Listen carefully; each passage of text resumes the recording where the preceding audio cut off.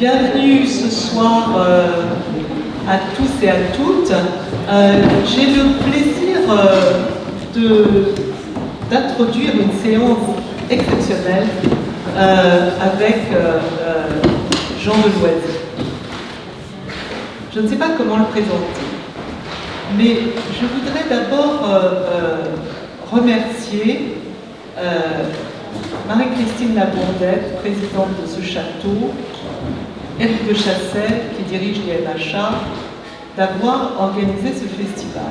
Ce festival, il est fait pour, au fond, attirer les amateurs d'art et d'histoire de l'art le plus largement possible, au-delà des corporatifs, au-delà des petits terrains, vous savez, de jeux, nous restons cantonnés.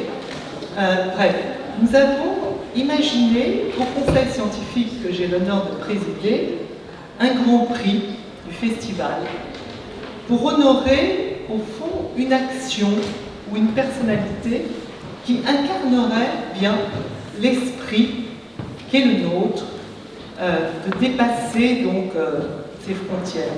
Le monde de l'art est très varié.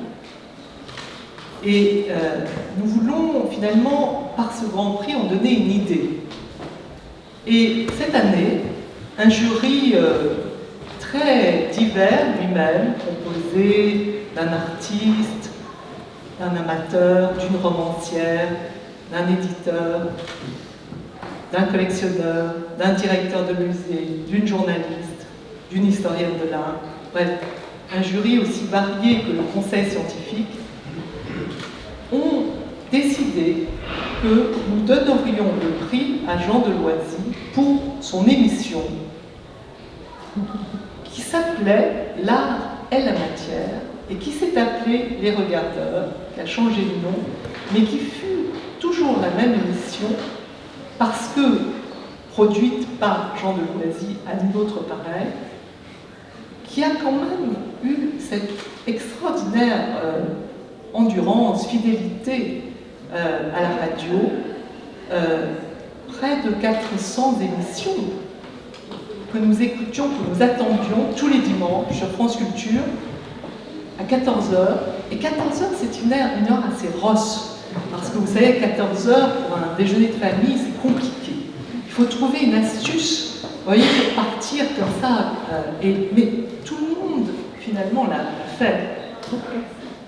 Régulièrement, nous avons tous trouvé un truc pour nous échapper de ces déjeuners familiaux pour aller écouter in vivo l'art et la matière. J'ajoute que nous avons été, nous, dans ce monde de l'art très varié, été invités par Jean Deloisy et pu apprécier à la fois son professionnalisme, sa gentillesse profonde, de presque s'oublier à notre profit en nous rendant intelligents, plus intelligents.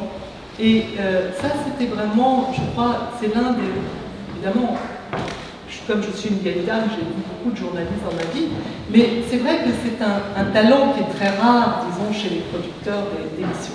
Alors, nous avons décidé de donner ce grand prix donc, à cette émission, à Jean. Particulièrement pour cette émission qui a rallié, disons, des amateurs d'histoire de l'art et d'art au-delà, disons, de la sphère habituelle d'influence que nous avons dans notre petit métier. J'ajoute que, finalement, l'intérêt de cette émission, c'était que tu avais l'art de faire se rencontrer des personnalités de nature différente, des artistes. Et c'est de ce dialogue, finalement, entre les personnes de métiers différents, de spécialités différentes, que naissait finalement la grâce. Et tu savais fédérer très au-delà de notre tout petit monde. Donc, c'est vraiment un honneur d'annoncer ce prix qui te sera donné dans quelques heures maintenant. Mais au préalable, je vais... te laisser entre les mains, si je puis dire, de la jeune génération qui t'admire et qui voudrait te poser quelques questions, et peut-être réciproquement, parce qu'il faut se méfier de Jean, il a l'art de poser des questions, je vous préviens, donc ne croyez pas que... Vous voyez ce que je veux vous dire. Donc Jean, c'est à toi.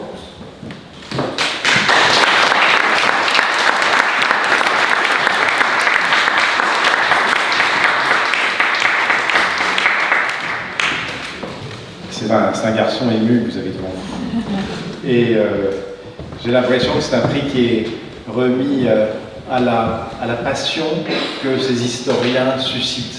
Et lorsque je me promène aujourd'hui à écouter une conférence ici et une autre là, je me rends compte que je suis dans une sorte de cithère et que ces historiens sont mes Vénus. Donc c'est quelque chose de très troublant d'avoir soudain la sensation, il y a longtemps que je suis dans ce métier, pas de producteur de radio, mais d'art, d'exposition, que j'adore, mais on a l'impression quand on reçoit un prix pareil qu'on est de la famille.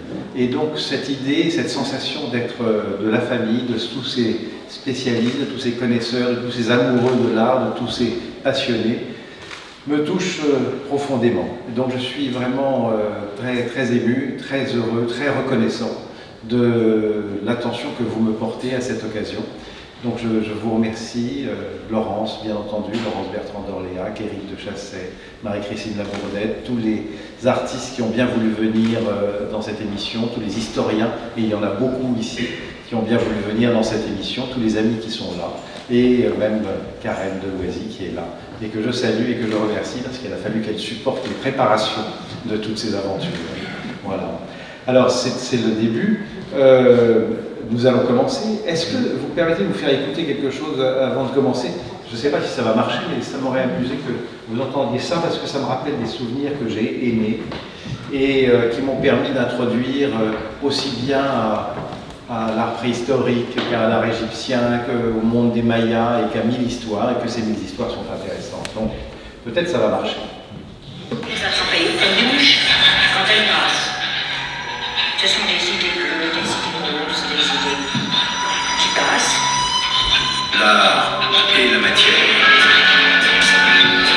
Une émission de Jean de Loisy. Je pense qu'on va transformer la vie de l'homme. Ils empruntent des chemins qui n'existent pas. Ils utilisent des formes et des mots inconnus. Ils transforment ce que nous savions du monde. Ce sont les artistes. Pour raconter ces aventures de l'œil et de l'esprit, j'invite écrivains, historiens, commissaires d'exposition ou simplement passionnés, car l'art est leur matière. Avec les voix de Louise Bourgeois et de Francis Bacon et les voix de tous ceux qui ont bien voulu participer à cette aventure, et puis ce petit jingle qui était Henri Chopin, en fait, La pêche au thon, 1952 je crois. Et voilà, et merci d'avoir écouté les uns et les autres, et merci à votre tour de m'accueillir à cette table. Je vais commencer. D'abord, on voulait se présenter avec Fabien. Donc, Fabien Lacouture est chargé de la programmation scientifique du Festival de l'Histoire de l'Art à l'Institut national d'Histoire de l'Art. Il est docteur en Histoire de l'Art médiévale. Il a écrit une thèse sur représenter l'enfant en Italie, du nord et de l'Italie centrale au XIVe et XVIe siècle.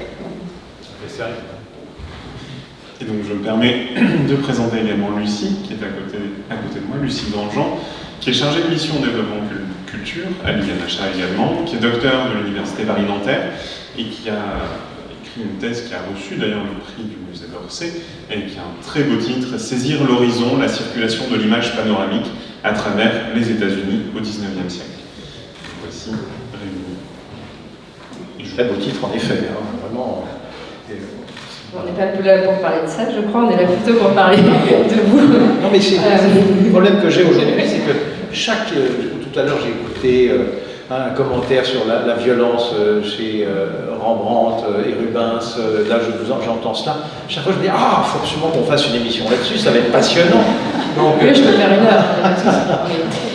Justement, peut-être qu'on peut commencer là-dessus, sur cette façon de voir le monde à travers le prisme radiophonique, de tout voir peut-être à force pour en faire une émission de radio. Est-ce que c'est quelque chose un regard que vous aviez déjà, donc une voie que vous avez trouvée assez facilement? Est-ce que vous avez mis du temps à trouver une voie et avoir ce regard sur les œuvres, sur les expositions, sur la production de certains artistes pour le rendre en émission à un public? Vous savez, quand je disais tout à l'heure que ça serait très intéressant d'écouter les chemins spirituels dans la peinture flamande et d'en faire une émission. C'est sincère, c'est-à-dire que lorsque l'on a la chance d'avoir, même en autodidacte, comme je l'ai été souvent, écouter des professeurs, écouter des savants, etc., chacune de ces conférences est une émission, et on se dit à chaque fois, mais je suis gourmand en sortant, on a l'appétit, ça rend un appétit considérable. Et au fond, notre désir d'écouter des histoires, notre désir d'exercer notre passion, on a envie de participer à ça. Alors je dois dire juste une chose encore avant de vous redonner la parole, mais il faut que je cite quelqu'un qui m'a aidé avant de faire ces émissions. J'avais été invité à faire quelques chroniques dans une émission que vous avez peut-être connue qui s'appelait Peinture fraîche. Et c'était une émission absolument merveilleuse. Et c'était très beau parce que la personne qui s'en occupait avait un talent fou, c'est un grand poète, et il avait ce talent aussi d'avoir les grands silences de France Culture. Et c'était une façon de faire un son et une sonorité qui n'est plus celle que l'on a maintenant, puisqu'on ne supporte plus tellement les silences, c'est pour ça que je parle très vite. Mais pour ne pas ennuyer, j'ai tellement peur que vous ennuyiez, mais Jean Dève, quand il vous posait une question, et il posait des questions auxquelles on ne pouvait pas répondre, mais il expliquait que ça n'avait aucune importance qu'on ne puisse pas y répondre. Ce qui était important, c'est le bredouillage intermédiaire, et que c'était là que se transmettait l'émotion. Eh bien, Jean Dève, je lui rends hommage, puisqu'il est toujours sur Terre, et je le remercie, puisque c'est lui qui m'a donné ce goût de l'oralité. Alors justement, sur l'émission, on se posait une question avec Lucie en préparant cet entretien. Ce changement de nom dont a parlé Laurence, passage des regardeurs, une sorte d'écart entre l'œuvre et la personne qui la commente, on réfléchira sur la question de parler et de décrire les œuvres après, mais passer des regardeurs à l'art et la matière, passer du regard à la matière, est-ce que c'était une volonté? Est-ce qu'il y a eu un changement qui s'est fait dans l'émission à ce moment-là, ou pas du tout? Est-ce que c'était simplement un titre de radio qui a changé? Non, intéressant parce que ça montre un changement non pas de moi-même je pense, mais de la radio. C'est-à-dire que lorsque j'avais proposé à Alexandra Dancouralais qui préparait ses émissions avec moi à cette époque-là, Les Regardeurs, hommage bien évident à Marcel, notre ami Marcel, ce sont les regardeurs qui font les tableaux, et d'ailleurs ce sont les regardeurs qui font les tableaux, eh bien, l'idée était de rentrer à l'intérieur d'un tableau et de se dire chacun de ces tableaux est une énigme, que vous soyez en train de regarder une tache entre les deux mains des époux Arnolfini ou bien un bracelet de Chokwe, dit un bracelet de pouvoir qui se transmettait uniquement en arrachant les nerfs du précédent, si je puis dire, c'était à chaque fois ces objets étaient des énigmes.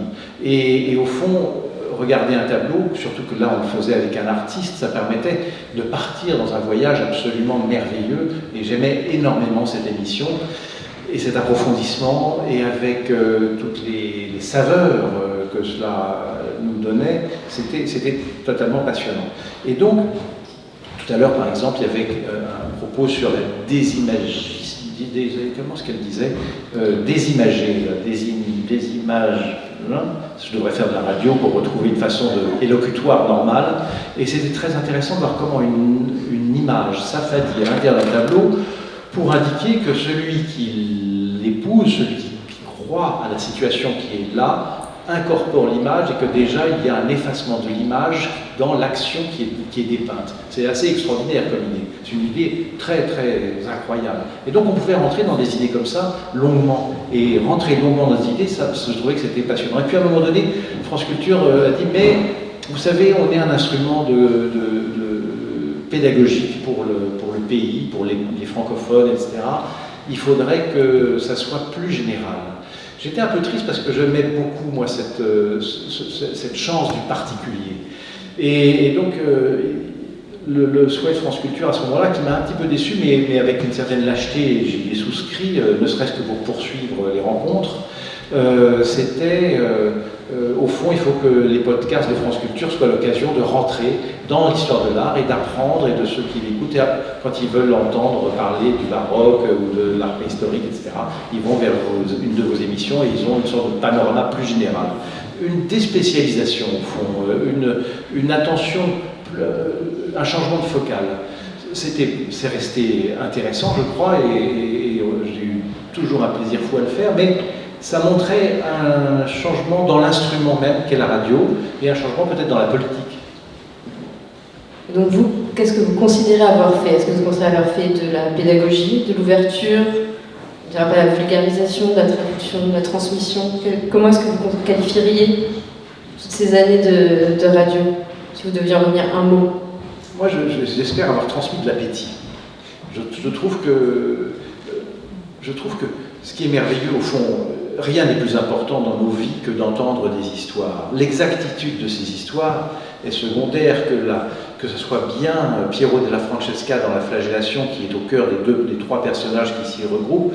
Aujourd'hui, on le croit, mais il y a quelques mois, il y a quelques années, on ne le croyait pas. Est-ce que c'est important que ça soit la vérité? Oui, ça m'intéresse énormément, jusqu'à ce qu'on découvre une autre vérité. Quand j'écoute Salvatore Settis parler de la tempête, je sais que la conclusion à laquelle il parvient pour l'interpréter est fausse, mais le chemin qu'il a fait pour l'interpréter est tellement fascinant et m'a appris tellement de choses que c'est merveilleux. Donc le but n'est pas de transmettre une information sur l'art, c'est de transmettre une pérégrination dans l'art. Voilà comment je ressentais les choses, et j'espère que... je trouve que dans cette cité dans laquelle nous sommes, c'est ça qui se passe, c'est que on entend des choses extraordinaires. Je pense que le nombre de mensonges transmis aujourd'hui est considérable. Mais quelle chance, quelles histoires, quel premier pas merveilleux. Mais alors justement, pendant le festival, on a la chance, les participants ont la chance vous allez nous dire si c'est une chance, la possibilité en tout cas de montrer ce dont il parle. On l'a vu, les images de violence qui ont marqué la salle au quartier Henri IV il y a quelques minutes. L'un des points évidents du médium radiophonique, c'est justement l'émergence du site internet de France Culture qui permet de voir l'image, qui permet de télécharger l'image, c'est précisément de ne pas l'avoir. Donc l'appétit, est-ce que ce n'était pas aussi un appétit de mots, parce que dans le récit que vous faisiez? Vous connaissez l'ekphrasis, quand même, c'est ça, c'est l'exercice que nous adorons, mais souvenez-vous d'abord de Godard, il dit la radio c'est le plus grand écran de cinéma du monde, et je trouve que c'est vrai, la radio produit des images, la voix, la parole produit des images. Quand votre maman était assise sur votre lit et vous racontait une histoire, vous aviez 1000 images qui passaient dans votre esprit, et donc la radio est un kaléidoscope fabuleux pour produire des images. Donc je pense que la participation de l'auditeur à la création d'images est intense dans une émission de radio lorsqu'elle est écoutée et fascinante, que ce soit au théâtre ce soir, je ne sais pas si ça existe ou un truc comme ça, ça doit être, c'est ça, c'est ce monde mental. Chacun a l'habitude de prendre un livre, un roman et de se dire... Quand je me suis endormi dessus, les images sont nées en moi. J'ai fait beaucoup d'expositions et dans l'une d'entre elles, il y avait ça s'appelait L'image dans le tapis, c'était inspiré de ce roman merveilleux de James. C'était à Venise, à la Biennale de Venise, il y a quelques années. Et la première œuvre, c'était une œuvre de la collection Spitzner, donc une œuvre en cire de la collection Spitzner. C'était une femme endormie et qui respirait. Il y avait un mécanisme comme ça, et elle respirait, et c'était extraordinaire parce qu'on avait l'impression qu'on rentrait dans l'exposition par quelqu'un qui était en train de songer l'exposition. Et au fond, cette proximité du songe, c'est-à-dire l'idée d'être capable d'entraîner quelqu'un dans un récit, dans un songe légèrement dénoué, est quelque chose qui m'intéresse beaucoup. Et au fond, la radio qui passe d'une voix à une autre, je ne vais pas monopoliser de ma voix notre conversation, mais qui permet d'écouter les uns et les autres, est quelque chose qui nous permet de rentrer dans un récit. Ça ne marche pas à tous les coups. Je pense que sur les 400 émissions dont on parlait tout à l'heure, dont Laurence avait la gentillesse de parler, il y en a peut-être 100, une centaine qui sont super, qui sont vraiment super. Mais les autres sont moins bien parce que moins bien préparés, pas en forme, fatigués, interlocuteurs anxieux. Je me souviens d'une dame qui me parlait de Théodule Ribaud. Elle avait fait une exposition Théodule Ribaud à côté de Paris. C'était une conservatrice. Et Théodule Ribaud, on l'appelait le Velasquez des cuisines. C'est un artiste qui était venu un petit peu tard, comme ça, et qu'on appelle le Velasquez des cuisines, parce qu'il peignait beaucoup de cuisine, d'arrière-cour, de gigots, de côtelettes, etc. Et alors, il avait une exposition très importante en 1897 aux Beaux-Arts, qui a eu beaucoup d'effets, il était admiré, mais il a eu une fin de vie solitaire et abandonnée.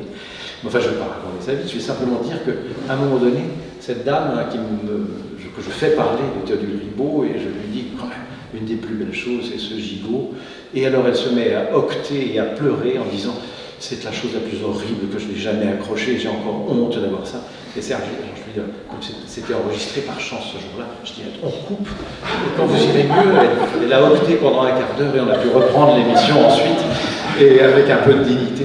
Mais c'était, voilà, donc il y a eu des 1000 anecdotes, voilà.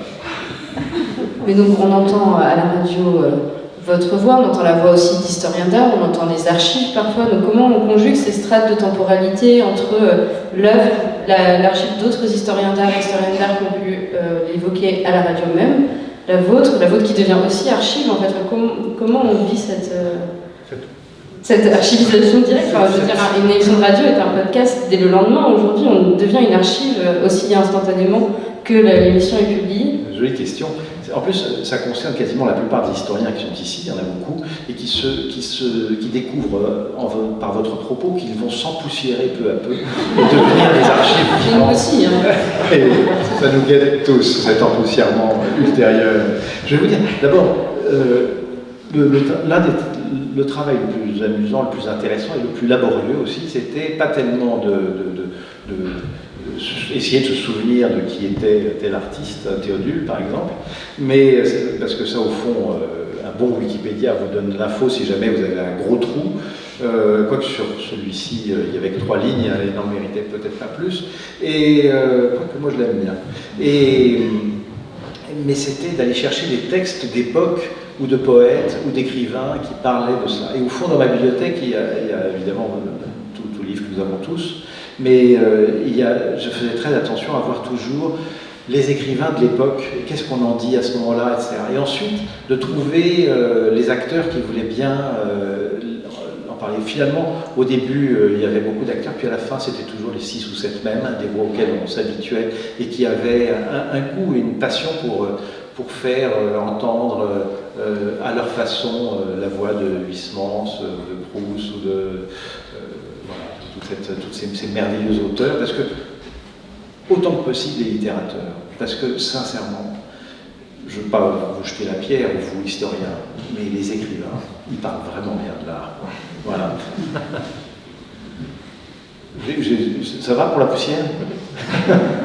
On enlèvera, parce que se souvenir, c'est aussi enlever un peu la poussière, mais on le fera un tout petit peu, un tout petit peu après, mais on a... Ce festival est vraiment fait pour accueillir, là aussi, des strates de temporalité de nous tous, c'est-à-dire voilà, des personnes plus avancées en carrière, des jeunes étudiants, des personnes intermédiaires. Et j'ai des exemples dans la salle, je ne citerai pas, mais de jeunes étudiants, doctorants, toujours encore, qui sont venus pour vous écouter, qui alors je ne sais pas si on fait ça grâce à vous, mais en tout cas vous avez participé à un chemin, vous disiez dans le générique, les chemins qui n'existent pas. Où est-ce qu'ils mènent ces chemins qui n'existent pas? Où est-ce qu'ils entraînent? En fait, entraîner, dans notre métier à tous, c'est quelque chose d'absolument passionnant. C'est l'objectif au fond.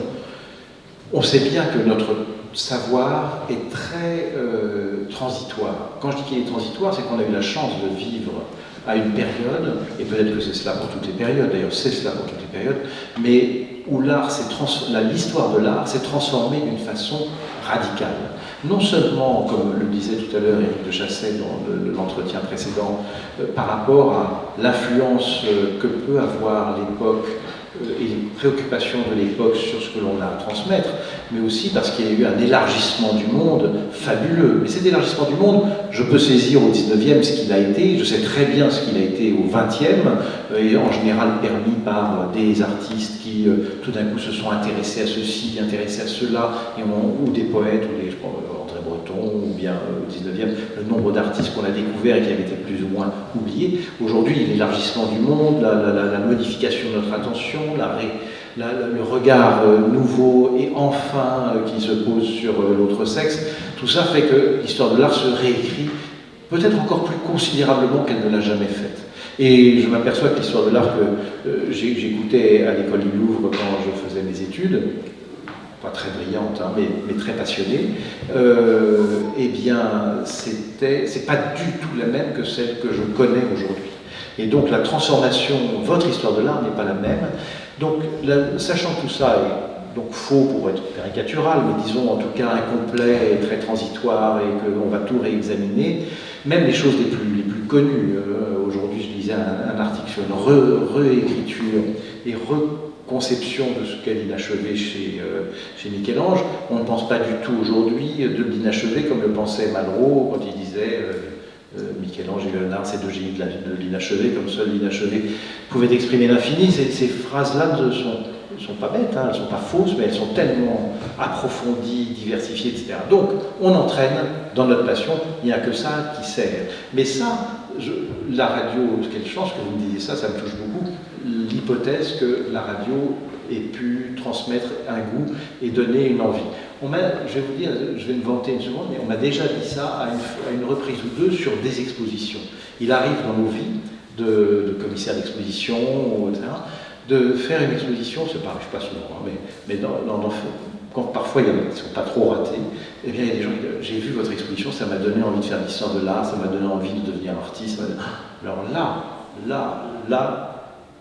on n'a pas vécu pour rien. Rien que ça, c'est quelque chose de totalement merveilleux et qui reste pour toujours. Avec une des personnes qui est ici, mais à l'inspiration d'un personnage étrange dont je ne parlerai pas tout de suite, mais j'en parlerai un jour, on a monté par exemple un projet qui s'appelle le MOP. Vous ne connaissez pas le MOP? Non? Ah, c'est terrible. C'est le musée des objets qui n'existent pas. Et donc, c'est très important. Donc, est-ce que le musée existe? Ben, donc, le musée existe, il a des statues, mais on a perdu l'adresse. Mais il a des archives qu'on a perdues, vraiment. Mais on faisait un recensement fascinant de tous les objets dont on a entendu parler et qui n'existent pas. Pas seulement des objets qui auraient été perdus, égarés dans les circonstances et les guerres, mais des objets qui ont été parfois seulement inventés par des grands poètes, seulement rêvés, seulement etc. Et faire une collection pas très chère, et avec des réserves relativement restreintes, des prix d'acquisition, mais des catalogues importants, qui seraient au fond un extraordinaire musée des histoires de tous ces objets qui ont nourri notre imaginaire et qui ont laissé un remous dans notre conception de ce qu'est l'art, le bouclier d'Achille, bon, j'ai plein d'exemples, et bien, ça serait un musée fabuleux. Et au fond, la radio fabrique ce genre de choses, c'est-à-dire des histoires entraînantes et des objets qui sont au seuil de la visibilité entre la matérialité de la vision et son fantôme. Donc peut-être pour revenir aux objets, est-ce qu'il y a un objet ou peut-être une rencontre, on a parlé de ce fameux gigot, mais est-ce qu'il y a une rencontre ou un objet qui vous a fait changer, on parlait des chemins qui vous a fait changer de trajectoire, qui vous a ouvert différemment la vision, que ce soit une œuvre ou une personnalité que vous avez pu accueillir dans l'une de vos émissions? Non. Je ne citerai pas des personnalités qui sont dans la salle, hein, donc ça sera plus simple. Écoutez, d'abord, il y a j'ai même oublié les noms de ces personnes, mais je me souviens d'émissions qui avaient l'air de rien. Vous savez, parfois vous vous retrouvez dans 5 jours, il faut qu'il y ait quelqu'un autour de la table. Qui est-ce que je pourrais pouvoir inviter? Là, vous regardez, qu'est-ce qui a été publié, quelle exposition il y a, etc. Puis vous tombez sur un livre, vous dites, bon, alors là, je ne sais pas du tout. Et puis, vous n'arrivez pas à la joindre. Et puis, si vous arrivez à joindre la personne 2 jours avant, vous dites, c'est bon, il va y avoir une émission. Il n'est jamais arrivé qu'il n'y en ait pas à une date prévue. Hein, donc, c'est déjà un truc super. Mais avec un petit peu d'émotion. Moi, je me souviens, par exemple, d'une émission qu'on a la dame qui avait écrit ce livre, très joli d'ailleurs, c'est le strabisme dans l'art, très joli livre, eh bien, j'ai réussi à l'inviter la veille. Et je me dis, et heureusement, j'ai réussi à trouver le livre, parce qu'en général, quand j'ai le oui, il est samedi 17h, et l'enregistrement est 14h, le lendemain, les librairies sont fermées, on ne trouve plus le livre, le PDF ne marche pas, enfin bon, c'est le bordel, c'est le bordel. Voilà. Donc, le strabisme, c'était super. J'ai lu, par exemple, le livre de Köring sur manger des images, c'est un livre très passionnant. Il y a des tas de moments, mais aussi des moments sur des sujets que je ne maîtrise pas. Par exemple, Jean-Michel Geneste parlant de la préhistoire, c'est tout d'un coup un voyage mais extraordinaire et qui m'a permis, qui m'a obligé d'une certaine façon à faire des pieds et des mains pour visiter Chauvet. Et ça change la vie. C'est des moments qui changent votre vie pour toujours. Vous voulez, j'en ai 14 autres. Hein, mais... Non, j'allais dire, je pense que ça nous parle à tous les deux avec Fabien. On programme en dehors de nos sujets de recherche l'un comme l'autre. Et je pense qu'on bénéficie beaucoup de l'ouverture que ça nous apporte. Déjà maintenant, je pense. Je parle pour Fabien. Non, mais absolument. Et puis on voit Là, on a la chance de le voir en direct au festival, et c'était le cas pour vos émissions, c'est le cas pour Lucie, Ali et Nacha. L'enthousiasme, c'est-à-dire que vous disiez, il y a toujours eu une émission. C'est-à-dire que j'imagine qu'il a dû y avoir des demandes qui n'ont pas abouti, mais à chaque fois, quelqu'un voulait venir parler. Ah oui. Et ça, c'est la plupart des gens qui sont ici, j'espère, ça se passe bien, en tout cas pour Ren et eux, mais ils sont contents d'être au festival, contents de venir à l'INHA. Il y a une envie, peut-être dans la discipline aussi, de parler, la place de la discipline peut-être de l'histoire de l'art. Justement, on est dans un festival de l'histoire de l'art, dans un institut organisé en partie par l'Institut national de l'histoire de l'art. En France, l'histoire est reine, la philosophie est presque reine aussi. La possibilité d'offrir une fenêtre à l'histoire de l'art, c'est quelque chose d'important. C'est très important, mais ce qui est extraordinaire avec ce qui s'est passé à Fontainebleau, pas seulement aujourd'hui, mais depuis 12 ans, 14 ans, je ne sais plus, hein, Eric, c'est qu'il y a tout le monde à 12 ans, c'est que ça a révélé quelque chose qui était impensable, c'est que l'histoire de l'art puisse être un domaine populaire. C'est-à-dire que ça crée un engouement collectif, qu'on a tous envie d'entendre ces histoires d'artistes incroyables. Je travaille sur des expositions. Quand on travaille sur des expositions, c'est toujours étrange. Et on découvre en approfondissant une exposition, et c'est pour ça qu'écouter les commissaires, c'est toujours génial, ou d'écouter les écrivains qui passent 14 ans à écrire un bouquin. Je me souviens c'est vrai, je parlais tout à l'heure de ce livre qui est probablement assez faux en histoire de l'art, mais peut-être pas. D'ailleurs, je l'ai lu avec beaucoup de passion parce que j'étais très ému par le monsieur Postel. Ça vous rappelle quelque chose? Monsieur Postel qui a écrit un livre sur les époux Arnolfini. J'avais fait une émission dessus juste au moment où ça sortait. Et son interprétation était totalement estomacante. Je ne sais pas si elle est juste, mais en tout cas, c'était une telle joie d'y croire, de regarder le tableau avec chaque millimètre, de comprendre que ce tableau pouvait être regardé comme un spectacle pendant 1h30 à la cour de Bourgogne, et qu'il pouvait être un jeu d'en décrire et d'en décrypter chacun des moments. Ce livre était absolument merveilleux. Et au fond, parfois on rentre dans ces livres avec un romanesque extraordinaire.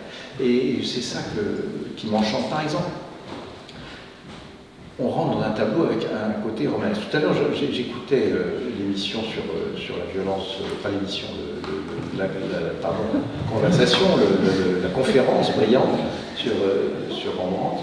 Et je me souvenais avoir regardé longtemps un Rembrandt au Louvre, l'autoportrait à la palette, et je suis certain qu'il y a un élément qui n'est pas vu dans ce tableau. Alors, pour m'en assurer, j'ai arrêté dans la salle, toujours pleine, une autre personne, est-ce que vous allez regarder la palette, est-ce que vous voyez ce qu'il y a sur cette palette?